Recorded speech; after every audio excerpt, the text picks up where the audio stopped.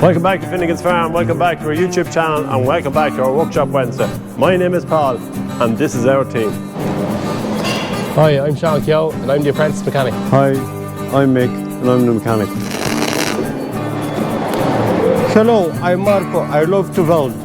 This is Bruce, this is Blake, them is two best students. Well, what's the story? I'm Kieran Russell, the apprentice mechanic. Hello, I'm Carl, and I'm the one that has to make these guys look good. Don't forget to like, subscribe to the videos, and comment what you want. Just put it in the comments list and we'll get back to you. So in for repair today we have our two Maschio Rippers. We're going to run through the last of our Grimme Destoners. We also have the 185 in here as well. The 175 is in here with the smaller, the Grubber. Mark was just doing a few jobs as well, also over on the welding end of things. So we're going to head over to Calum first there, over at the Attila Maschio Grubbers.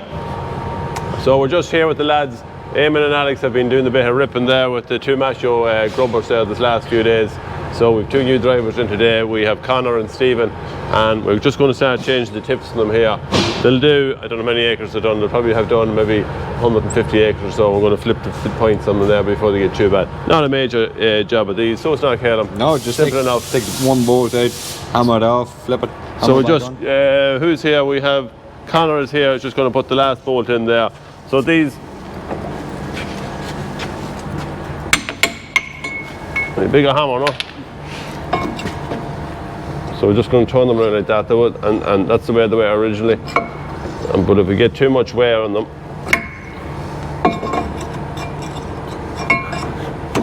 that's the hint it down. We get a little bit more wear on them, and that's it. Then you get the same equal wear on the far side, and then it's a matter of time of changing them, because if you don't, sometimes they can wear the bottoms here on the legs, and you don't want that. As regards greasing points down on a Calum, what have you, just to show the lads there, to show Connor the most important parts? Not too many on something like this, but still important all the same. Simple enough. You'd have three in each legs. You'd have one on the bottom pivot, and then you'll have a greaser on either side of the ram, and then you'll have a greaser on each roll, each bearing for the rollers in the back too. So yeah, and it's important to keep sometimes we get a lot of bits of wire on that, especially when it's along the headland there on the last run. You might get a wire kind of getting in around it there, and that's the problem with core there, it gets in around the bearing there. So just to keep clean. Yeah, so we're just going to go through to the lads there, just to show them exactly what's to be. We have two of these. This is the older of the two. So yeah, just to keep clean in around the bottom of the bearings there. And the other one has a slightly different system. Instead of a bolt, it has a roll pin through it. We'll go over to Stephen there now. We'll just see the difference in the two different ways of keeping the points on. But it's just important to rotate the points, and then we have a new set then sitting in the box and ready to go again. So kind of get that greased up, fueled up, and you're ready for road. Okay. So yeah, we're just over here with the other Maschio Ripper. It's a newer type. I think this one's about 2-year-old. Slightly different system here for holding the points on there. Just a simple roll pin there, just drive it out, drive it back in, turn it around. So simple in that, you're not routing the spanners or anything like that. But it's just important to keep them changed. There is wings here on the side of them as well. They're not too far away. They'll probably do another little bit and we'll have to change them again. But much similar to with this Grubber legs here, we also have shear bolts on them here. The shear bolt goes through. Now they are pressure regulated as well. We can set the pressures on the legs, and then just if anything does go, the shear bolt will go on them there. But they're a simple but very effective machine. As you can see, same points, everything's the same. We can let the crumblers up and down here, these two hydraulic rams, and then the two big accumulators then for setting the pressure on the legs. So the lads are getting ready to go. As we said, you would have seen Eamon and Alex getting ready there for some of the bean ground. So they have another 120 acres to do there in the next day or two, and then that'll be it. Then we'll be heading for the spud job then. We'll probably head over to John B here. He's getting ready. I see over on the 8430 there. We'll be playing with the spud, John, haven't we? In Laytown there. Yeah, so see what you like. This is the start of it now. This is kind of gonna, the wheel gets turning here with us. Alan Clark, no sign of him here today, John. I don't know. He must have been out last night. Was he out last night? Yeah. So would have been on the VR. Anyway, we probably do need a bit of good straight ploughing. Yeah, no way. I'll start him off anyway. Start him off then, get the full straight from him, and then we let him in. Well, yeah, the 8430 ready to go. We have a 7.4 reversible. Now we also have the 8410, which John generally drives. but we just might need it later on. So we're going to start off at 4:30 and head over to later. We'll get the sod up then, and we'll be ready to plant hopefully maybe the weekend. Anyway. Yeah. We're here with Sean. He's the new, going to be the new apprentice mechanic here. He's on a TY there. What school are you going to? Castlepollard. Castlepollard. All right. So you're up here every Tuesday there. Just a little bit of work placement there up with us. I know you're on the brush here this morning, but sure. Do you like the Spanish? Asher's good, yeah. I do like them. Enjoy them, all right. Yeah. So no, we have him in there in the workshop there. He's just cleaning up after Connor here because he just makes such a mess, doesn't he? Mess everywhere. Doesn't care. Yeah, but it's great to see the young lads coming through here. So we're delighted with Sean. It's only every Tuesday, but great to see you here anyway. All right. So in now we have the 185, the CVX there, KS tractor. This tractor we brought it down to Agri-Gear there just to get some wheel changes on there. We weren't just overly happy with the tyre size that we had on it. This tractor is going to go into one of the sprayers there now, so we went with look, they're a BKT, they're a 480, 50. They're quite high tyre and they're just about getting under the mud yard, but still we have loads of clearance here on the front. And then on the front then, to match it then with the 420s, 85, 34s. It just gives that tractor a little bit of a lift as well. As you can see from the back there, we still have loads of clearance there underneath there. So it should be ideal there to put into the sprayer there. Cahill would have collected it yesterday there from Agri-Gear, brought it back there, and we're going to put it onto the sprayer as well. Yep. So last week we would have had the Dale Kane diesel tank in. We talked about putting a solar charger there just to keep the battery topped up there. So we actually had this one, which we reckoned maybe was a little bit small, wasn't it, Mick? Yeah, very low output. Very low output on it. Milliamps nearly. So we Googled there, and in Halfords there we come up with this one, which is you take it away there, Mick. 12 volt, 20 watt. Put it on, and we're getting 0.7, 0.8 of an amp charge into the battery. We have it connected there. It's coming down through the roof, down through here, over here. Can you see that? Yeah. There's a plus, there's a minus. Yeah, so just Mark was after making, it's a stainless steel, that is stainless steel, so shouldn't rust. That's plastic as well, stainless steel bolts are there, and just drill a hole coming down through it there. So we're going to see how it works out. We're just not quite sure, but I'd say it probably will do the job, won't it? Yeah, but if you're going much higher in the charge, then you've got to put a voltage regulator in the system. Yeah, and so we've enough wires in there without adding to it. Yeah, that's true too. Yeah. So we'll have to do. We'll see how we go. We'll try and see. If it's putting half an amp and it's doing it all day and this is parked up, it won't do any harm. Yeah, because which is the whole thing. Well, see on this diesel thing we have AdBlue and we also have the diesel. Yeah. Plus we have charger off the Hilux. Yeah. We have a cable link for that. We can plug it into the Hilux. Yeah, but not every. Sometimes we don't have the Hilux. Yeah. So look, we're going to see how it goes. We'll keep you informed as we go along. So we're going to head over to Darren here. He's with the 240. He's a Sumo, the DTS seed drill here. We're going to sow the beans with this. Just after we have it actually a few weeks there now. Put it on this morning. Couldn't get the control box to work. Was issues there. We now have it on Isabus. Hubbles is it in there. I'm not just sure if he knows how to work it yet, but doing a lot of head scratching there. But we have it up on the top on screen, so we'll just go into it here now to see how he's getting on. See, he's pressing a lot of buttons in here, but I don't know if you know how half of them are. Well, Darren, what's the story? Are you any further on? No. Huh? No, need to read that. So we have the drill here. It's a DTS and a DD drill, Sumo, and we have it up on the top con screen. So as you can see here, it's linked in through the Isabus. It's plugged in here at the back. The back of the cab. Yeah. And then, so that's the solar screen there now. So. Yeah, so that's the screen that will. So we have no box here. We have no box. No box. Just leaves the window free, and then just on that. And then so you have your forward speed here. It's done on through it. The back of that. Yeah. So that'll be all through the tractor. So it'll be exact same speed as what's coming up on the. Right. On the have you section control on this? Not sure yet. You're not sure Need yet. to scratch the head a little bit. Huh? Need to scratch the head a so little I think bit. maybe we're giving the book here that you can bring that home now. Bit of homework to do. Bit of bedtime reading there, Darren. Now, you know what I mean? Well, anyway, we're going to get it to the field. And so we'll try it and see how it goes. Yeah, you probably see us below in the field. We're probably no further on. No, still looking we'll be head scratching in the field as well. No, you do. You'll be all right. You'll figure it out. Don't worry. So we're over at the Grimme Destoner there. This is CS150. This is one of the newer ones. Yeah, new one. So the other two went up to Grimme. This one decided we had a few jobs, very little to do on it, so we're going to do them ourselves. We have this shaft here. What's up here, Marco? That's it drives. Yeah. You see. So there's 3 of them across the shaft, isn't there? Yeah, 3 of them. This one will have to come off just yet as well.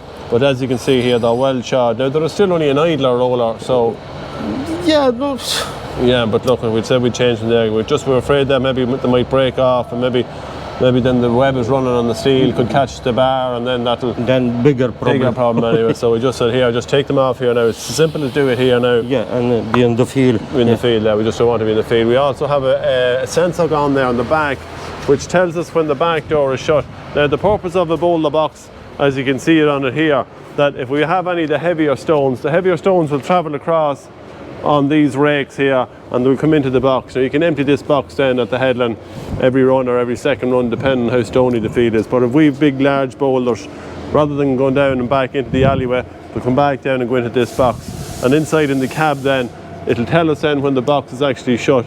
There's a sensor here that this bar just connects to it there, and it's just a proximity sensor, but the sensor is not working.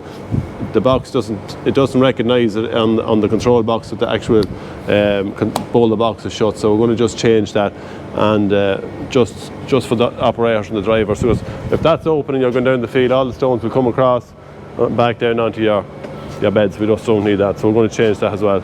So into repair here we have our stone fork here, the front stone fork, which actually goes on the front linkage on. It's going to go onto the 6930 there in front of the Destoner. It's just for gathering any bits of stones that might be in the ridges that the boys might miss.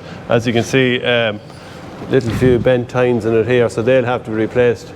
The lads reckon it was Calum, was it? Oh yeah, Calum. Calum was digging with it last, so we don't know why he was trying to dig with a fork on here, but he's after getting the blame for bending the forks. Obviously he's not here, so it's easy to blame him. Yeah. But we can see here that it's completely cracked here, isn't it, Marco? Oh yeah, both sides. Yeah, so what are we going to do there? Will you get the heat straight, or will you have to cut it? No, I try first to heat and straight. Yeah. Then weld and make supports, brackets, plates. Gonna see, first need to straight to see how it's like, yeah. So simple enough, just hooks on the front there and little ram there on the back of there for tilting the stones out, and it's very handy for collecting the stones, so we'll get that fixed up for the front of the 6930.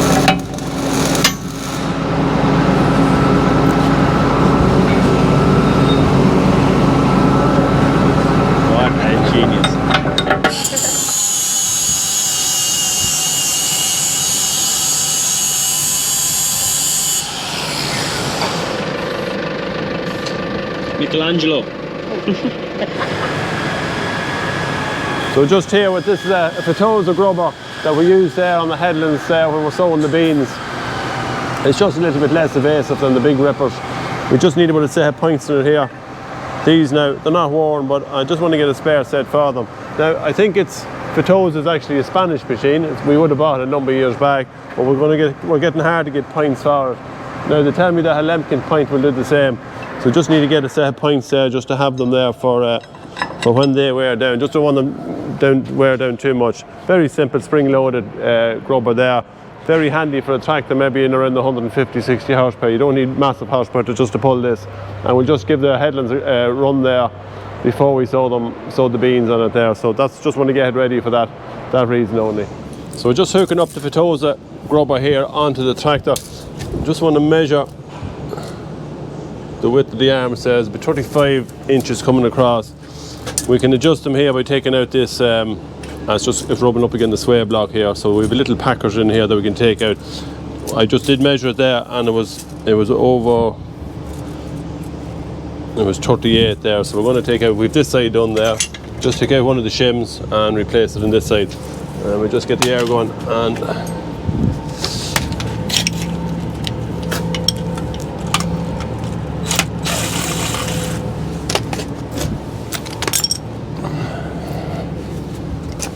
just tap them out.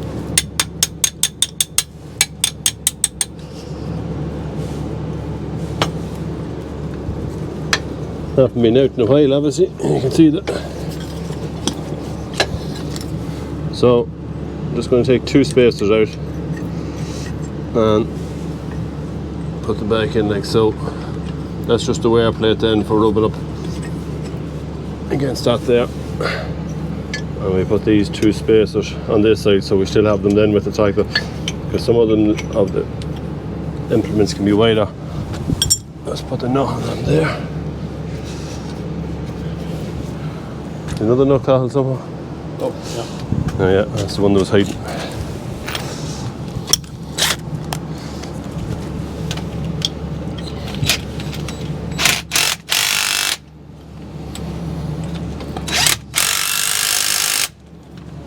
So there we go. Just give it a measurement now, see where we are.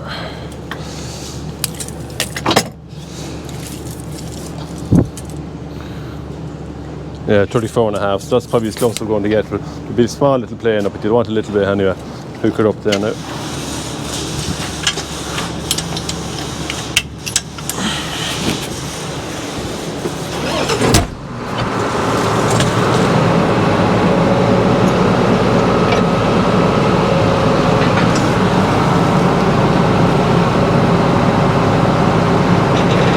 Look at that!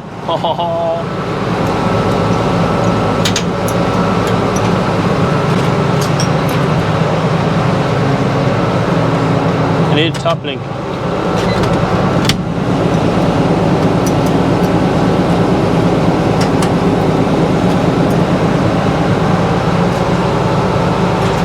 Spray, yeah.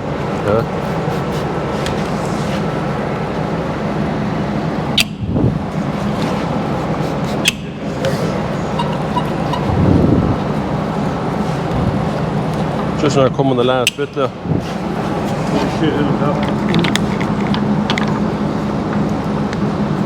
I'm going to tap it back.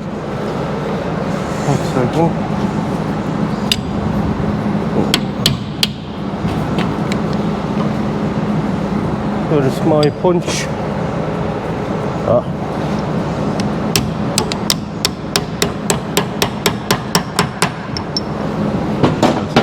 Move ahead. Don't bother me, Mark. I'm fine. No, we need giants, you know. You do giants, yeah. You hold it, don't you? Bit of dirt in there, say so. Yeah, 1 second. Airline. The airline there, we give it a blowout there.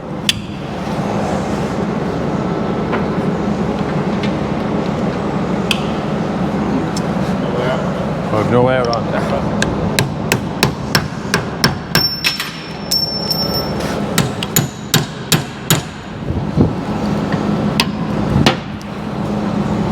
Yeah, there we give it a blowout. Yep.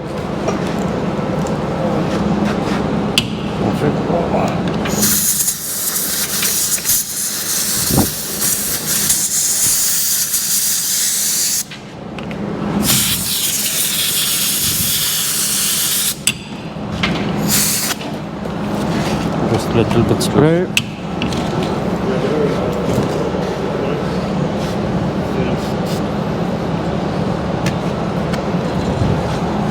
Probably one of them jobs that should be done a couple of times a year there. Right, how are we on that? Yeah, that's the way it should be. Yeah. Job done.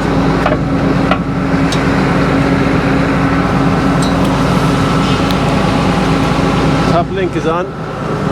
Now, if I could only get out of here now, it would be a bit of a help. I don't know why these manufacturers put everything so close.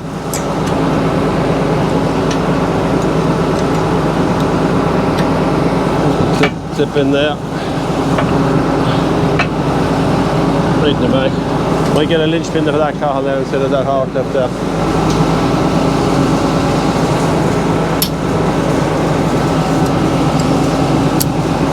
Okay, put the front stone fork there on the front. So, as Dad said, these are spring loaded, so your springs are in here. You have 2 pivot points, so you want to make sure these are greased so that if it does need to spring back, it won't break or shear at. So just give them a quick shot of little grease. So the days of pumping the grease guns are done here. We have the Milwaukee here, battery, same as your drills and everything, so we just charge them same as we do the drills. And then a little button here just shoots the grease in, so work smarter, not harder, that's what I always say. So that's it for this week's Workshop Wednesday. Don't forget to like, subscribe to the videos there. Put in a comment there if you want to. So from Caleb, Sean, myself and Mark are there. We'll see you all next Wednesday.